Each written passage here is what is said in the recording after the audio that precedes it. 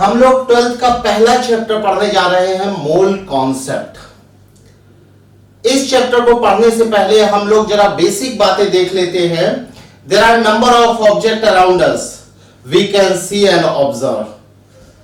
Everything which have mass and occupy space is known as matter. Ancient Indian and Greek philosopher says that every matter is made by 5 basic elements: earth, sky, air, fire and water. Indian philosopher Kanad says that सबसे पहले कणाद ने बताया था कि सारे matter छोटे छोटे particle से मिलकर बने हुए हैं और ये पार्टिकल इंडिविजुअल है, और इनको कणाद ने परमाणु कहा था। इन्हीं छोटे पार्टिकल्स को डेमोक्रिटस, जो कि ग्रीक फिलोसोफर थे, उन्होंने एटम कहा था। According to Democritus, building particles are atom. जिसको परमाणु कहा था कणाद ने, उसी को डेमोक्रिटस ने एटम कहा था। ग्रीक में एटम का मतलब होता है इनडिविजिबल, जो कि डिवाइड ना किया जा सके। एटम का मतलब है indivisible.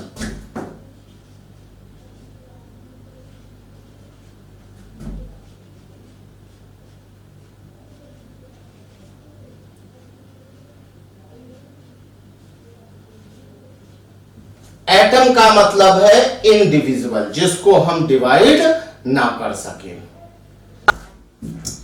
Types of matter. On the basis of physical state, matter are 3 types.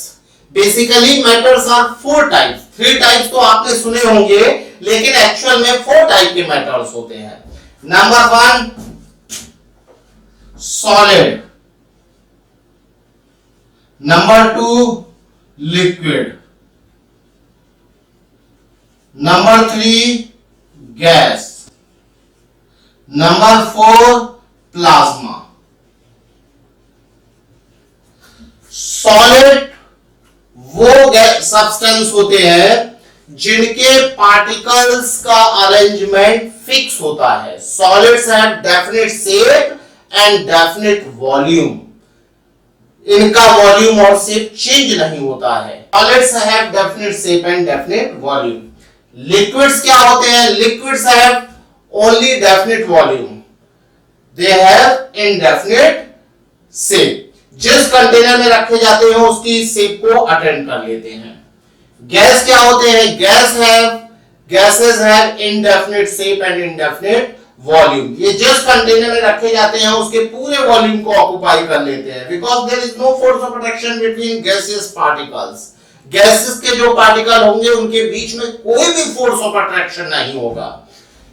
Plasma state, plasma type जो है, ये आप लोगों ने अभी नहीं सुना होगा, या हो सकता है शायद कुछ लोगों ने सुना हो। प्लाज्मा जो स्टेट है, प्लाज्मा स्टेट बहुत हाई टेम्परेचर पर एग्जिस्ट करती है। इसमें क्या होता है?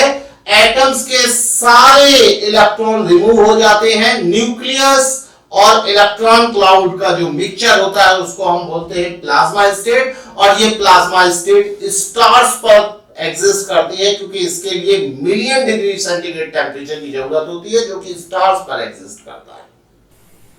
There are 4 states of matter: solid state, liquid state, gas state and plasma state. Solid state have definite shape and definite volume. Solid state का डेफिनेट शेप होता है और डेफिनेट वॉल्यूम होता है। सॉलिड स्टेट में पार्टिकल्स अपनी position से move नहीं करते हैं, पार्टिकल्स के बीच में कोई रिलेटिव मोशन नहीं होता है, बट पार्टिकल्स अपनी मीन पोजीशन के अबाउट वाइब्रेट करते हैं। यहाँ पर आपको दिख रहा होगा कि पार्टिकल्स टच कर रहे हैं, मगर ऐसा नहीं होता। 2 पार्टिकल्स के बीच में इंटरमॉलिक्यूलर स्पेस होता है। उस इंटरमॉलिक्यूलर स्पेस की वजह से पार्टिकल अपनी मीन पोजीशन के अबाउट वाइब्रेट कर सकता है। इस पोजीशन के अबाउट ये वाइब्रेट कर सकता है। यहाँ पर 2 पार्टिकल्स के बीच में इंटरमॉलिक्यूलर स्पेस होगा। माइक्रोस्कोपिक व्यू जब हम लोग देखेंगे तो दो पार्टिकल्स के बीच में स्पेस होगा, इसलिए पार्टिकल्स अपनी मेन पोजीशन के अबाउट वाइब्रेशन करते हैं। सॉलिड के बीच पार्टिकल्स के बीच में इंटरमॉलिक्यूलर फोर्स स्ट्रांग होता है, इसीलिए सॉलिड हार्ड होते हैं। सेकंड स्टेज है लिक्विड स्टेट। लिक्विड स्टेट में वॉल्यूम तो डेफिनेट होता है बट इसकी शेप इनडेफिनेट होती है, क्योंकि मॉलिक्यूल्स के बीच में रिलेटिव मोशन नहीं होता है, बट क्या होता है, मॉलिक्यूल एक दूसरे पर स्लाइड करते हैं, जिसकी वजह से विद इन वॉल्यूम में मॉलिक्यूल्स रैंडम मोशन करते रहते हैं। लिक्विड स्टेट में force of attraction solid state के कंपैरिजन में कम होता है। यहाँ पर शेप इनडेफिनेट होगी, जिस वेसल में रखे जाएंगे उसकी शेप को ले लेंगे, बट वॉल्यूम डेफिनेट होगा। गैस स्टेट में there is no force of attraction between gaseous molecule, so therefore gaseous molecule expand in its whole volume। अगर कंटेनर क्लोज होगा तो उस क्लोज कंटेनर में पूरे वॉल्यूम को गैस मॉलिक्यूल ऑक्युपाई कर लेंगे। गैस के मॉलिक्यूल के बीच में जीरो फोर्स ऑफ अट्रैक्शन होता है, इसलिए इसका शेप और वॉल्यूम दोनों इनडेफिनेट होता है।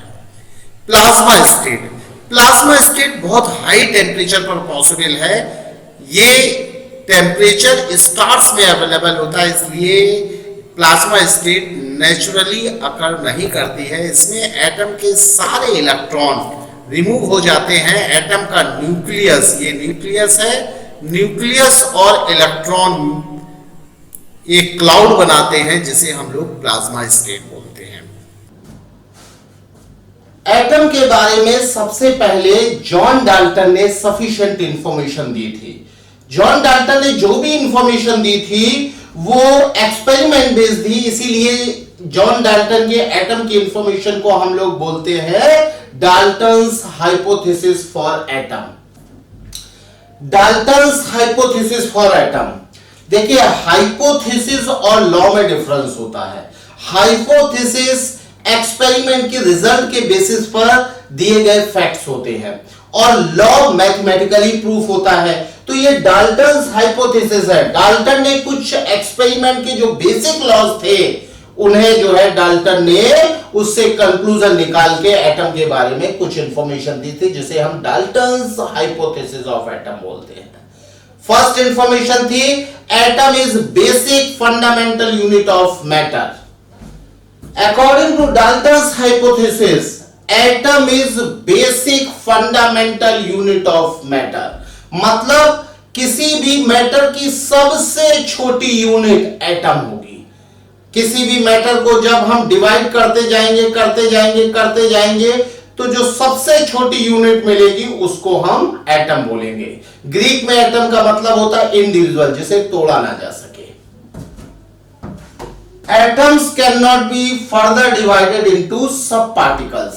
डाल्टन के अकॉर्डिंग एटम्स को हम फर्दर डिवाइड नहीं कर सकते हैं छोटे पार्टिकल्स में। थर्ड पॉइंट है atoms can not exist in free state. Dalton ने कहा था कि एटम्स फ्री स्टेट में एग्जिस्ट नहीं करेंगे, बल्कि हम लोग जानते हैं कि जो नॉवल गैसेस होते हैं उनके एटम फ्री स्टेट में एग्जिस्ट करते हैं। लेकिन जब डाल्टन ने अपनी हाइपोथेसिस दी थी तब डाल्टन ने यह बात कही थी कि एटम फ्री स्टेट में एग्जिस्ट नहीं करेगा। Atoms of one element are similar in mass, shape, size etcetera, मतलब किसी भी एक एलिमेंट के सारे एटम मास में, शेप में, साइज में हर तरह से सिमिलर होंगे। ऑक्सीजन के जितने भी एटम होंगे सारे सेम मास के होंगे, सेम शेप के होंगे, सेम वॉल्यूम के होंगे, हर रिस्पेक्ट में सिमिलर होंगे। Atoms are neither created not destroyed in chemical reaction. Atom को कभी भी किसी भी केमिकल रिएक्शन में ना तो हम क्रिएट कर सकते हैं ना ही डिस्ट्रॉय कर सकते हैं। मतलब एटम्स केमिकल रिएक्शन में कंजर्व रहते हैं। आप कुछ भी कर लीजिए, होता क्या है, केमिकल रिएक्शन जब होती है, जैसे नाइट्रोजन और हाइड्रोजन की रिएक्शन हो रही है और उससे अमोनिया बन रहा है, तो यहां पर क्या होगा कि जितने एटम नाइट्रोजन के होंगे रिएक्टेंट में, उतने ही एटम प्रोडक्ट में नाइट्रोजन के होंगे।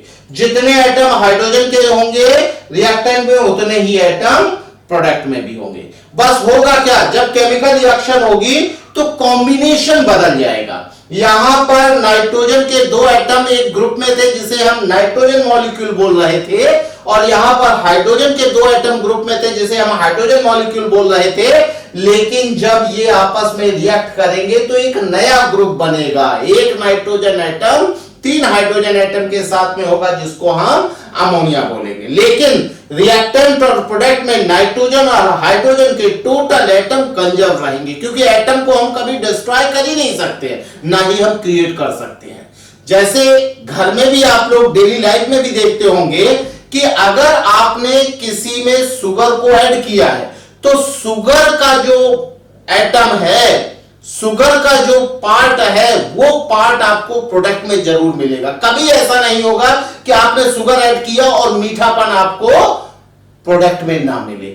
जो चीज आप ऐड करेंगे उसका नेचर आपको प्रोडक्ट में मिलेगा। नेचर प्रोडक्ट में मिलने का मतलब यह है कि भाई प्रोडक्ट में कोई चीज जो है केवल और केवल अपने बिहेवियर को चेंज कर रही है, बल्कि बेसिक फंडामेंटल यूनिट वो डिस्ट्रॉय नहीं हो रही है।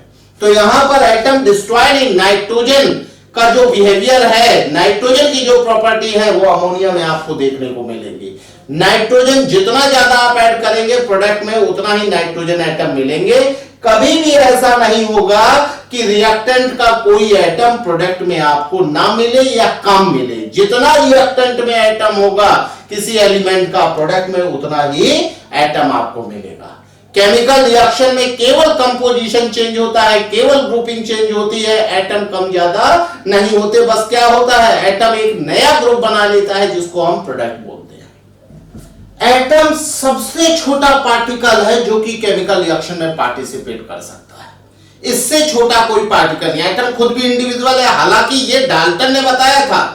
आज के डेट में एटम हमें पता है कि एटम इलेक्ट्रॉन प्रोटॉन न्यूट्रॉन से बनते हैं, और इलेक्ट्रॉन प्रोटॉन न्यूट्रॉन भी बेसिक फंडामेंटल पार्टिकल नहीं है, इनको भी ब्रेक किया जा सकता है। लेकिन जब डाल्टन ने बताया था तो डाल्टन ने कहा था एटम को हम फर्दर डिवाइड नहीं कर सकते हैं, एटम ही वो सबसे छोटा पार्टिकल होता है जो कि केमिकल रिएक्शन में पार्टिसिपेट करता है।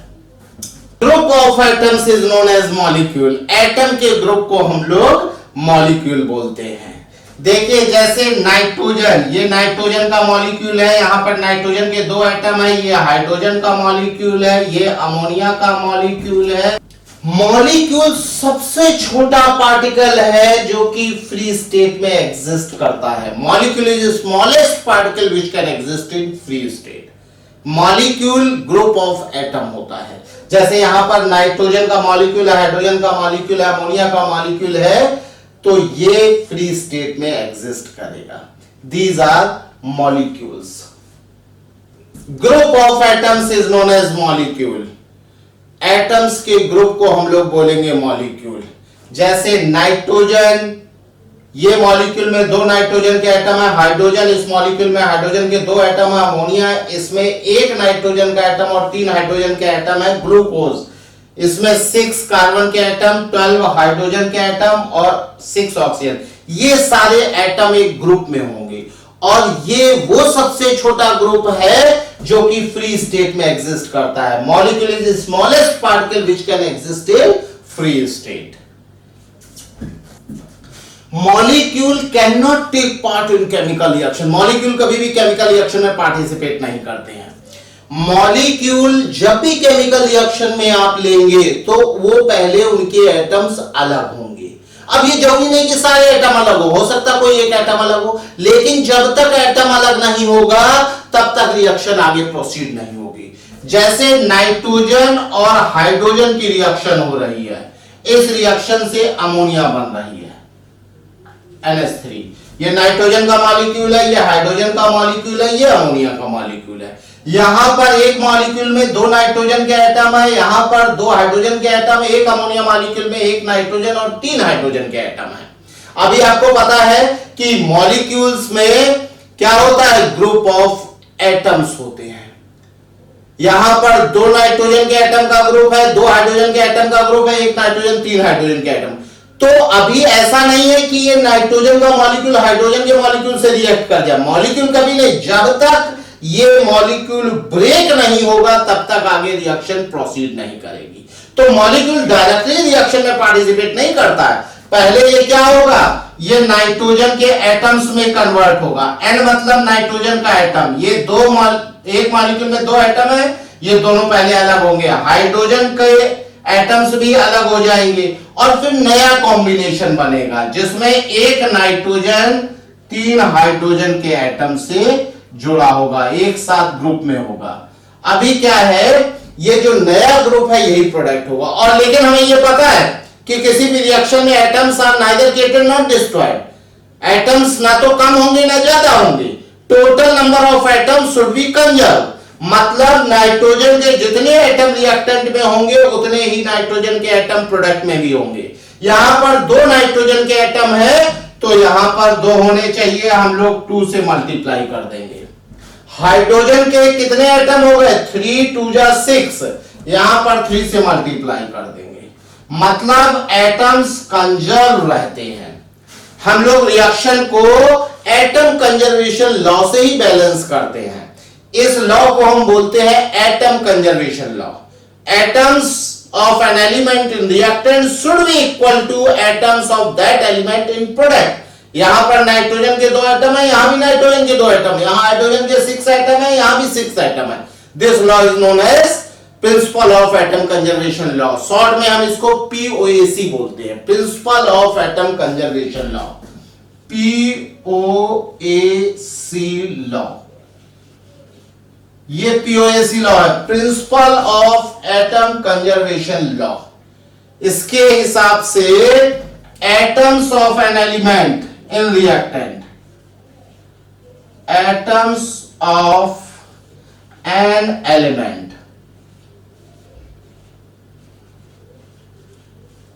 in reactant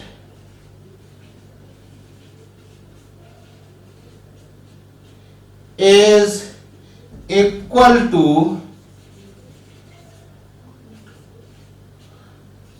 atoms of that element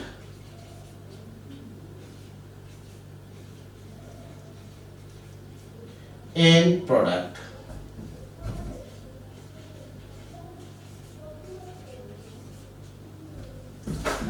इसके हिसाब से, पीओसी लॉ के हिसाब से, atoms of an element in reactant is equal two atoms of that element in product. किसी भी एलिमेंट की हम बात कर सकते हैं, जितने एटम रिएक्टेंट में होंगे उस एलिमेंट के उतने ही एटम प्रोडक्ट में भी होंगे। ये हमारा डाल्टन्स हाइपोथेसिस था। एटम के बारे में डाल्टन ने ये हाइपोथेसिस दी थी और ये हाइपोथेसिस एक्सपेरिमेंटल लॉज से निकाले गए कंक्लूजन थे। जो बेसिक एक्सपेरिमेंटल लॉज दिए गए थे और उन्हीं एक्सपेरिमेंटल लॉज से ये कंक्लूजन निकाले गए थे। Basic laws of chemical combination, ये basic laws of chemical combination है जो 16th सेंचुरी की स्टार्टिंग में दिए गए थे। केमिस्ट्री का डेवलपमेंट बहुत पुराना नहीं है। केमिस्ट्री की स्टार्टिंग 16th सेंचुरी में इजिप्ट में हुई थी।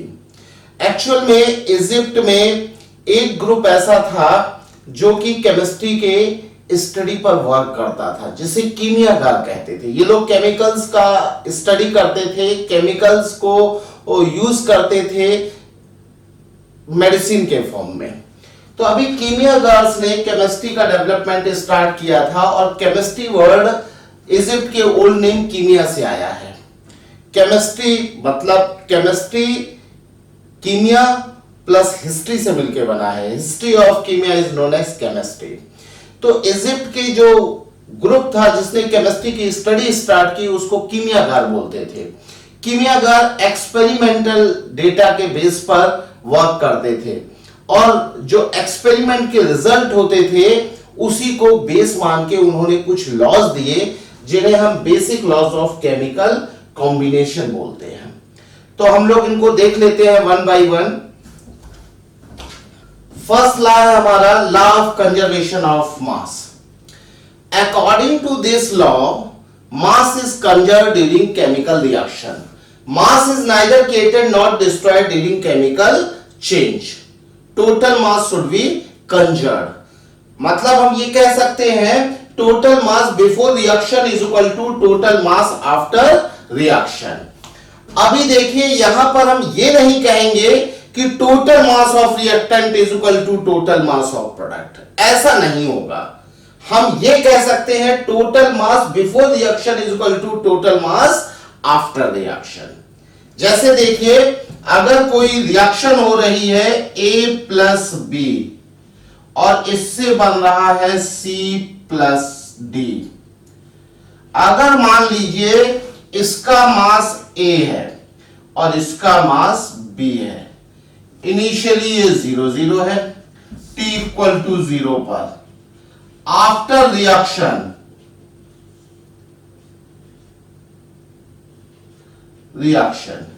जब रिएक्शन होगी तो ये कुछ कम होंगे. सपोज A माइनस एक्स, ये x कम हुआ और ये 0 हो गया है. अभी ये कुछ बन जाएगा y और ये बन जाएगा z. हम लोग ये नहीं कह सकते हैं यहां से कि A plus B is equal to y plus z. ये बात गलत है, ये बात गलत है. मतलब रिएक्टेंट का मास प्रोडक्ट के मास के बराबर नहीं होगा. यहां पर ये law of conservation of mass नहीं है. हम लोग ये कह सकते हैं कि total mass before reaction is equal to total mass after reaction. Before reaction total mass कितना था? A plus B. Total mass before reaction कितना था? A plus B. A plus B should be equal to total mass after reaction. Total mass after reaction A यहां पर left बचा हुआ है, A minus x, B 0 हो गया है, तो ये हो जाएगा A minus X plus Y plus Z. ये बात हम लोग यहां से कह सकते हैं. Total mass before reaction A plus B, total mass after reaction बचा हुआ A प्लस बना हुआ प्रोडक्ट. मास कंजर्व है, लेकिन हमने ये नहीं कहा है कि total mass of reactant is equal to total mass of product होगा. मास कंजर्व होने का मतलब है total mass before reaction should be equal to total mass after reaction.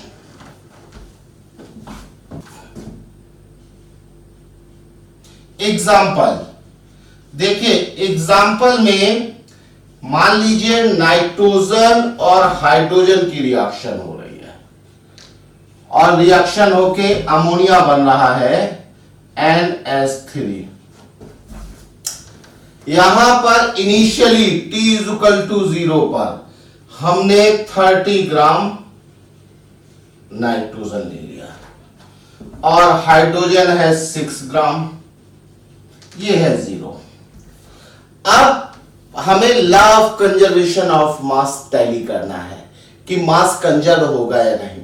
तो हमें यह बात पता है during chemical change atom should be conserve. यहां पर देखिए जितने रिएक्टेंट में किसी एलिमेंट के एटम होंगे उतने ही प्रोडक्ट में उस एलिमेंट के एटम होंगे. अभी यहां 2 नाइट्रोजन के एटम है, हम लोगों को यहां भी 2 करना पड़ेगा, 2 से मल्टीप्लाई करना पड़ेगा. हाइड्रोजन के यहां पर 6 एटम है, हमें यहां पर 3 से मल्टीप्लाई करना पड़ेगा. एटम्स कंजर्व हो गए. अब देखिए नाइट्रोजन N2 का मतलब है 2 नाइट्रोजन एटम और एक नाइट्रोजन एटम का जो मास होता है एटॉमिक मास 14 होता है और एक हाइड्रोजन का मास 1. ये हमारा एटॉमिक मास है. अगर हम ग्राम एटॉमिक मास कहेंगे तो नाइट्रोजन का 14 ग्राम हो जाएगा और हाइड्रोजन का 1 ग्राम हो जाएगा. अगर हम एटॉमिक मास कहेंगे तो यहां पर नाइट्रोजन का 14 AMU हो जाएगा और हाइड्रोजन का 1 AMU हो जाएगा. ये एटॉमिक मास और ग्राम एटॉमिक मास की बात हम लोग आगे करेंगे. अभी देखिए यहां पर 2 नाइट्रोजन है तो कितना हो जाएगा? 2 नाइट्रोजन का 28 ग्राम और यहां पर 3 H2 है तो 2 नाइट्रोजन का हो जाएगा 28 ग्राम. 3H2 है, एक H2 का 2 ग्राम, 3H2 का 6 ग्राम। हमें पता है जब ये 6 ग्राम कंज्यूम होगा तो ये 28 ग्राम कंज्यूम होगा। अभी आफ्टर रिएक्शन हम लोग बात करेंगे, आफ्टर रिएक्शन, आफ्टर रिएक्शन ये जब 6 ग्राम कंज्यूम होगा, पूरा कंज्यूम हो जाएगा, ये 28 ग्राम कंज्यूम होगा, तो इसका कितना बचेगा 30 माइनस 28, ये बचेगा 2 ग्राम। अब देखिए यहां पर 2 NH3 है, एक NH3 का कितना होगा 2, N का 14 प्लस हाइड्रोजन का 1 इंटू 3 कितना आ जाएगा 30, 17 इंटू 2 34, ये आएगा 34 ग्राम। यहां से हम लोग law of conservation of mass देख सकते हैं। Total mass before reaction, total mass before reaction,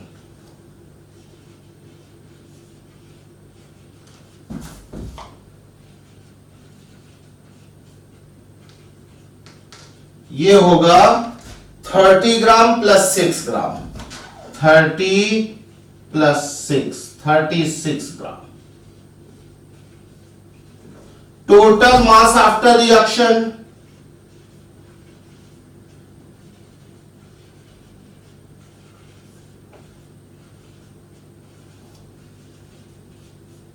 total mass after reaction. After reaction देखिए क्या है, प्रोडक्ट जो बना है वो और जो बचा हुआ रिएक्टेंट है। यहां पर हाइड्रोजन फुली कंज्यूम हो गया बट 2 ग्राम नाइट्रोजन बचा हुआ है, तो total mass after reaction left nitrogen N2 plus ammonia NH3, तो यहां पर 2 ग्राम नाइट्रोजन और 34 gram 36 gram. Total mass before reaction 36 gram, total mass after reaction 36 gram. इसका मतलब law of conservation of mass valid है। हर रिएक्शन में law of conservation of mass लगेगा। Mass is neither created not destroyed during chemical change.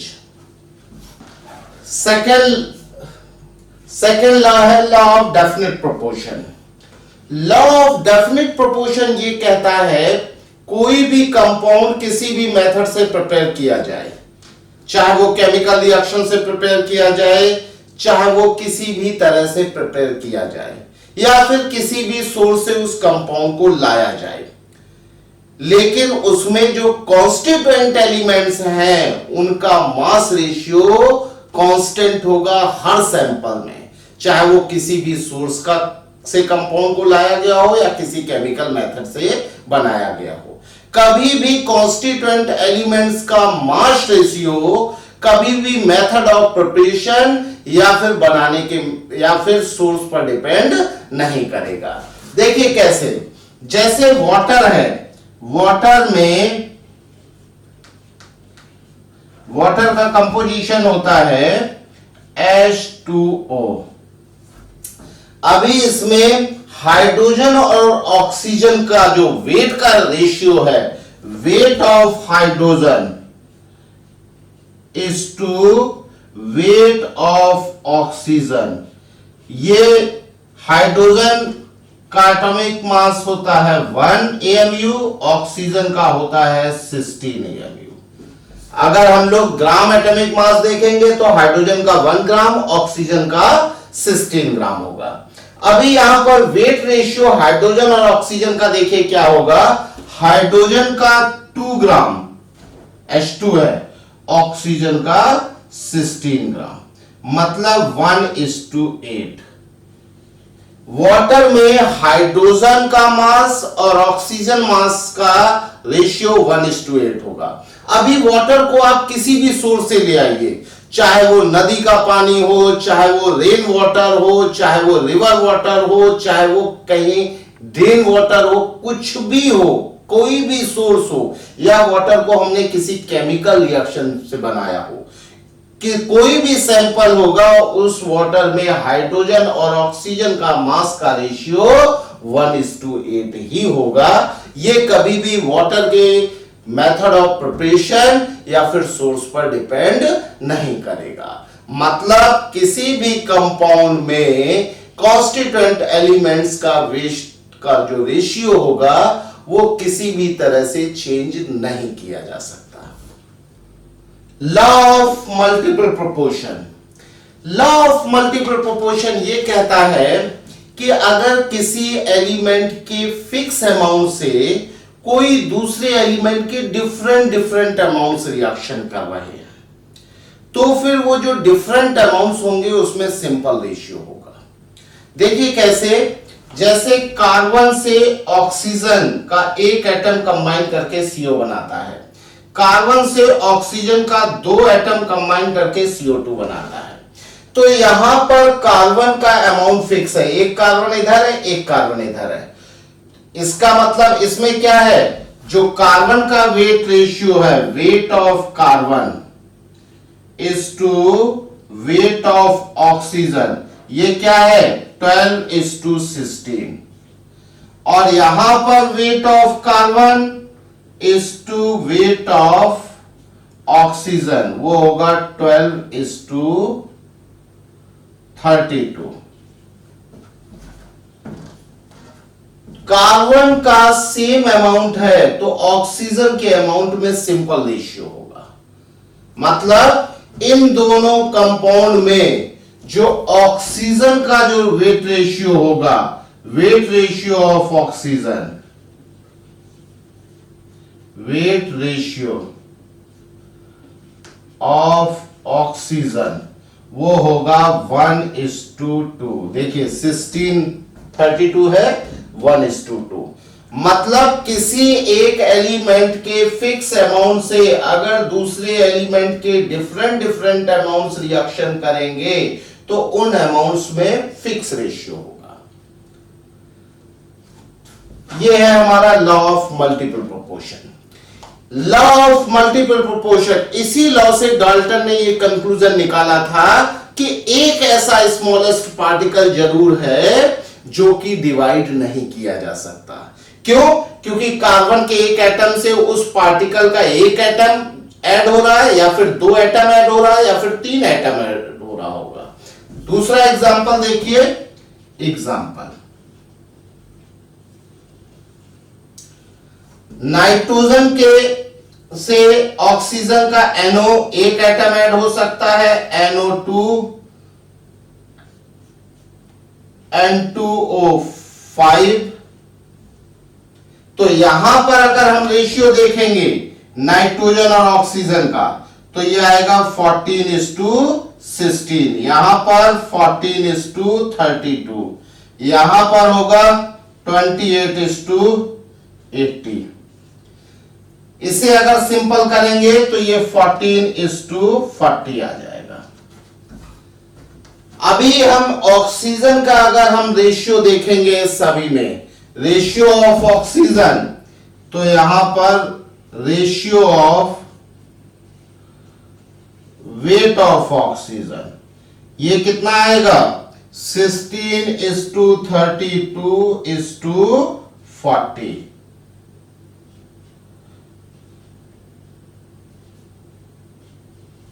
Simple ratio आएगा। कभी ऐसा नहीं होगा कि ये रेशियो सिंपल ना हो, मतलब 1.9:3:4 इस टाइप का नहीं, फ्रैक्शन में नहीं हो सकता।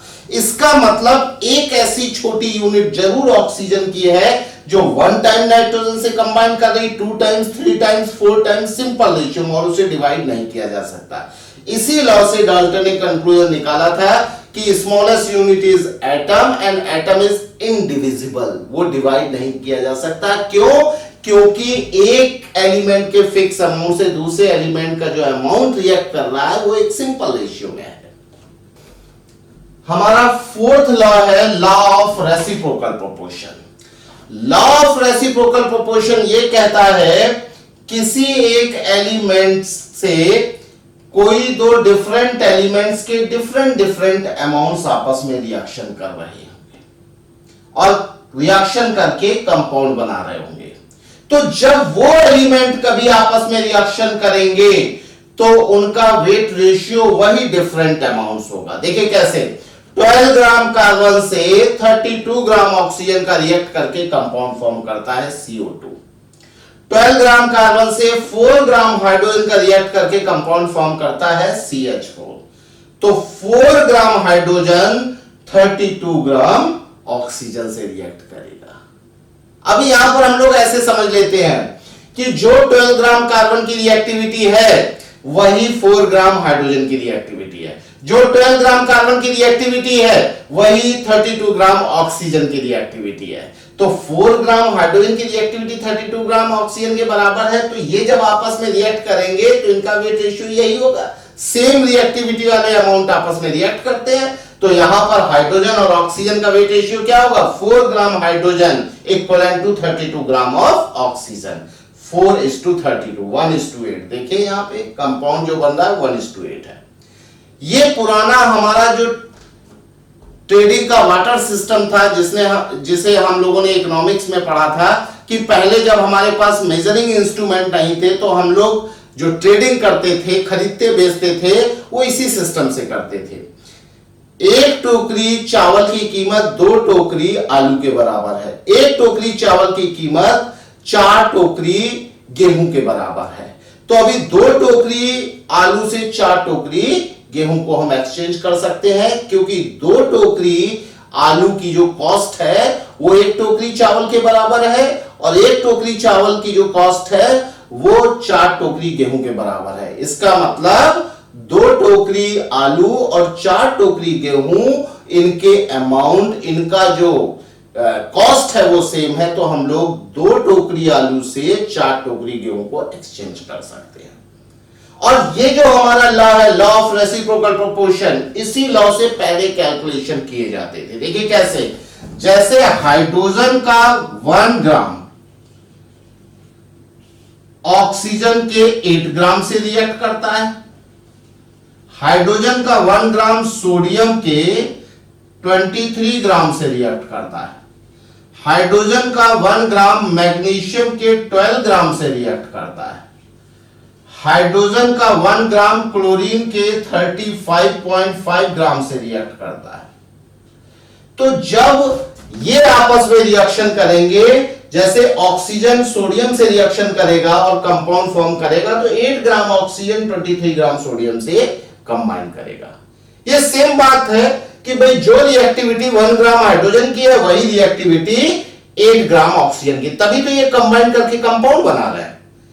जो रिएक्टिविटी 1 ग्राम हाइड्रोजन की है वही रिएक्टिविटी 8 ग्राम ऑक्सीजन की है। सेम रिएक्टिविटी वाले जो अमाउंट्स हैं वही कंबाइन होके कंपाउंड फॉर्म करेंगे। यहां पर 1 ग्राम हाइड्रोजन की जो रिएक्टिविटी है 23 ग्राम सोडियम की है, तो इनकी भी तो रिएक्टिविटी सेम होगी। वही जो अभी हमने एग्जांपल दिया है चावल, आलू और गेहूं वाला। 1 टोकरी चावल 2 टोकरी आलू के इक्विवेलेंट है, 1 टोकरी चावल 4 टोकरी गेहूं के इक्विवेलेंट है, तो 2 टोकरी आलू 4 टोकरी गेहूं के इक्विवेलेंट हुए, उनकी कॉस्ट सेम हुई। तो यहां पे भी वही बात है, 1 ग्राम हाइड्रोजन की जो रिएक्टिविटी है वही 8 ग्राम ऑक्सीजन की है, तभी ये कंपाउंड फॉर्म कर रहा है H2O। तो फिर यहां पर 1 ग्राम हाइड्रोजन की रिएक्टिविटी 23 ग्राम सोडियम के बराबर है, 1 ग्राम हाइड्रोजन की रिएक्टिविटी 12 ग्राम मैग्नीशियम के बराबर है, 1 ग्राम हाइड्रोजन की रिएक्टिविटी 35.5 ग्राम क्लोरीन के बराबर। तो जब कभी ऑक्सीजन क्लोरीन से रिएक्शन करेगा तो सेम रिएक्टिविटी वाले अमाउंट आपस में कंबाइन करके कंपाउंड बनाते हैं। तो 8 ग्राम ऑक्सीजन 35.5 ग्राम क्लोरीन से रिएक्ट करेगा। ये हमारा है लॉ ऑफ रेसिप्रोकल प्रोपोर्शन। अभी जब हम लोगों के पास केमिकल रिएक्शन लिखने का मेथड नहीं था तब हम कैलकुलेशन इसी मेथड से करते थे। यहां पर हमने 4 एक्सपेरिमेंट करके ये पता लगा लिया कि 1 ग्राम हाइड्रोजन से कितना ऑक्सीजन, सोडियम, मैग्नीशियम और क्लोरीन रिएक्ट कर रहा है। अब कभी इनके बारे में कैलकुलेशन करना होगा कि ये बताइए 4 ग्राम ऑक्सीजन से कितना सोडियम रिएक्ट करेगा, तो हमें पता है 8 ग्राम से 23 ग्राम रिएक्ट करता है। 4 ग्राम से कितना करेगा हम उससे कैलकुलेट कर लेंगे।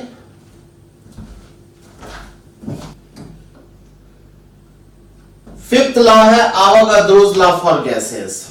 अवोगाद्रोस ने गैसेस के लिए एक लॉ दिया था, ये भी एक्सपेरिमेंटल लॉ है। According to this law, equal volume of all gases at the same temperature and pressure. Fifth law है Avogadro's law for gases. According to this law, at the same temperature and pressure, equal volume of all gases contains same number of molecules. मतलब अगर हम pressure और temperature same रखें तो equal volume में same number of molecules होंगे, gas कोई भी हो, चाहे छोटा मॉलिक्यूल हो चाहे बड़ा मॉलिक्यूल हो। मतलब यह है कि अगर हम 3 कंटेनर में अलग अलग गैसेस ले लें, ये हाइड्रोजन गैस है, इसमें प्रेशर P है और टेम्परेचर T है। दूसरे कंटेनर में हम ऑक्सीजन गैस ले लें, इसमें प्रेशर P है, टेम्परेचर T है। तीसरे कंटेनर में हम नाइट्रोजन गैस ले लें, इसमें प्रेशर P है और टेम्परेचर T है, नाइट्रोजन गैस। तो अभी आपको पता है कि हाइड्रोजन का मॉलिक्यूल छोटा होगा, ऑक्सीजन का मॉलिक्यूल थोड़ा बड़ा होगा और नाइट्रोजन के मॉलिक्यूल का भी साइज डिफरेंट होगा, अलग अलग साइज के हैं। इन तीनों का वॉल्यूम सेम है, मतलब यहां भी V लीटर है, ये भी V लीटर है, ये भी V लीटर है। At the same temperature and pressure and temperature are same in these three vessels. Equal volume of all gases contains same number of molecules. जितने मॉलिक्यूल हाइड्रोजन के होंगे उतने ही मॉलिक्यूल ऑक्सीजन के होंगे, उतने ही मॉलिक्यूल नाइट्रोजन के होंगे। यहां ये मतलब नहीं कि हाइड्रोजन का मॉलिक्यूल छोटा है तो उसके ज्यादा मॉलिक्यूल होंगे सेम वॉल्यूम में, इसका बड़ा है तो कम मॉलिक्यूल, नहीं। छोटा मॉलिक्यूल हो बड़ा मॉलिक्यूल हो उससे कोई मतलब नहीं, अगर प्रेशर टेम्परेचर सेम है तो इक्वल वॉल्यूम में सेम नंबर ऑफ मॉलिक्यूल होंगे। यहां पर इस एग्जांपल में क्या होगा, number of molecule of hydrogen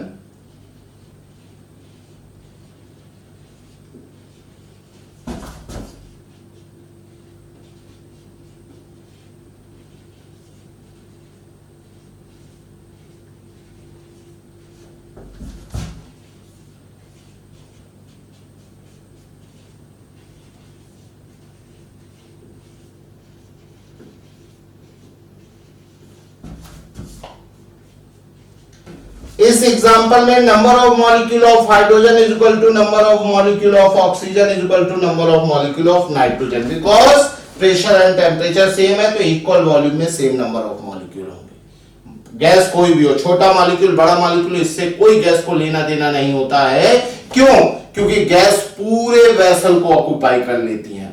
यहां पर ऐसा नहीं है कि यहां पर सारा जो स्पेस है वो हाइड्रोजन के मॉलिक्यूल से ऑक्युपाइड, नहीं, वैकेंट स्पेस बहुत सारा है। हाइड्रोजन के मॉलिक्यूल तो इक्वली डिस्ट्रीब्यूटेड होंगे, लेकिन यहां पर मोस्टली पार्ट वैकेंट होगा। तो छोटा मॉलिक्यूल हो या बड़ा मॉलिक्यूल हो उससे क्या लेना देना, वैकेंट स्पेस कम ज्यादा होगा। बाकी ऐसा नहीं है कि नंबर ऑफ मॉलिक्यूल्स चेंज हो जाएंगे, क्योंकि मोस्टली पार्ट तो वैकेंट ही है वेसल का। आज हम लोग यहीं तक रखेंगे, अगले लेक्चर में हम इसके आगे मोर कॉन्सेप्ट में डिस्कस करेंगे। Okay, thank you.